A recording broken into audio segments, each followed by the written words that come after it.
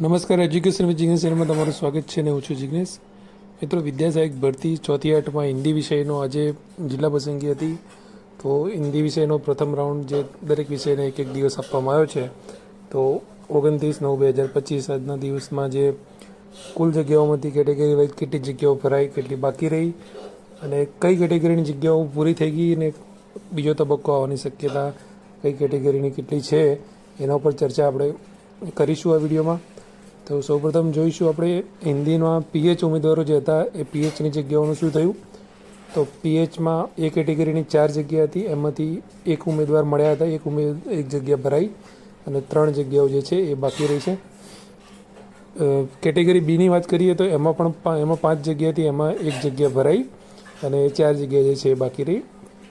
C કેટેગરીની વાત કરીએ તો સી કેટેગરીમાં 5 જગ્યા હતી, 5 જગ્યા ભરાઈ ગઈ છે. તો સી કેટેગરીમાં તો દર વખતે દર વિષયમાં ઉમેદવારો મળી જતા હોય છે, અન્ય કેટેગરીમાં નથી મળતા. અને જેવી રીતે ડી કેટેગરીમાં જોઈ શકો છો કે 3 જગ્યાઓ હતી, એમાંથી એક પણ જગ્યા ભરાઈ નહીં અને બાકી રહી.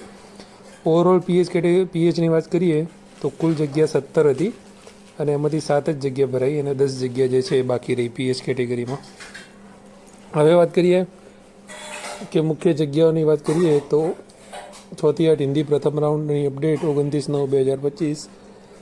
ઓપન કેટેગરીમાં 171 જગ્યાઓ હતી, એમાંથી આજે 98 જગ્યાઓ ભરાઈ ગઈ પહેલા તબક્કામાં અને 73 જગ્યાઓ જે છે એ બાકી રહી.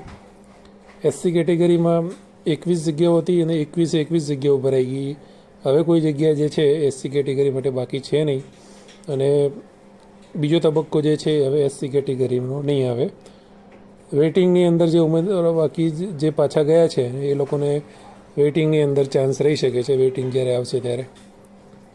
અને ત્યાંથી જે છે કચ્છની સ્પેશિયલ ભરતીનું મેરિટ પણ ચાલુ થાય એટલે એની અંદર પણ એમનો ચાન્સ રહી શકે છે.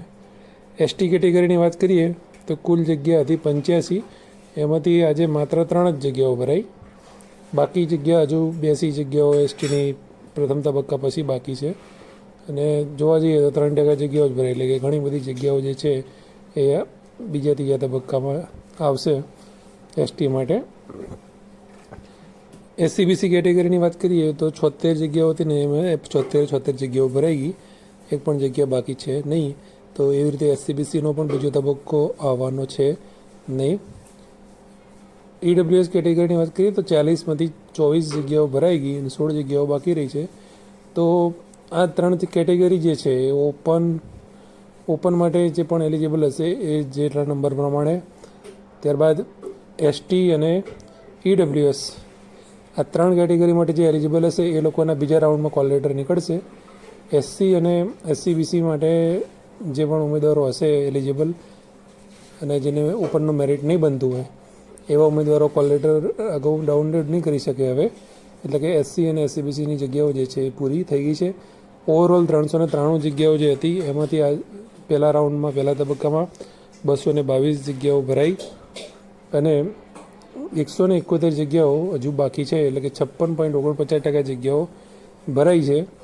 અને 171 જગ્યાઓમાં 3 જ કેટેગરી તમે જોઈ શકો છો કે ઓપન, એસટી અને ઈડબ્લ્યુએસ. તો એના માટે બીજો તબક્કો જ્યારે પણ આવશે ત્યારે કોલ લેટર ડાઉનલોડ એ લોકો કરી શકશે. બાકી એસસી અને એસસીબીસીના ઉમેદવારોએ હવે બીજા તબક્કાની રાહ ન જોઈ, જ્યારે પણ વેઇટિંગ આવશે ત્યારે અથવા તો કચ્છની પ્રોસેસ ચાલુ થશે ત્યારે એમનો નંબર લાગી શકે છે. આવતીકાલે 30 તારીખ છે ને આવતીકાલે અંગ્રેજી વિષયની જિલ્લા પસંદગી છે. તો અંગ્રેજી વિષયના જે પણ ઉમેદવારો છે એ તમામને એના માટે શુભેચ્છાઓ છે. અને આવતીકાલે પણ સાંજે આપણે તમામ જે છે અપડેટ આપીશું. અને સામાજિક વિજ્ઞાનનો જે પ્રથમ રાઉન્ડ બીજો રાઉન્ડ જાહેર થઈ છે એનો પણ વિડીયો આપણે યુટ્યુબ પર મૂકી દીધો છે આપણી ચેનલ ઉપર. જે પણ મિત્રો એવા તમારા કોઈ હોય તો એમને પણ શેર કરી દેજો. કાલે નવા વિડીયોમાં ફરીથી મળીશું. જય હિન્દ, જય ભારત, થેન્ક યુ.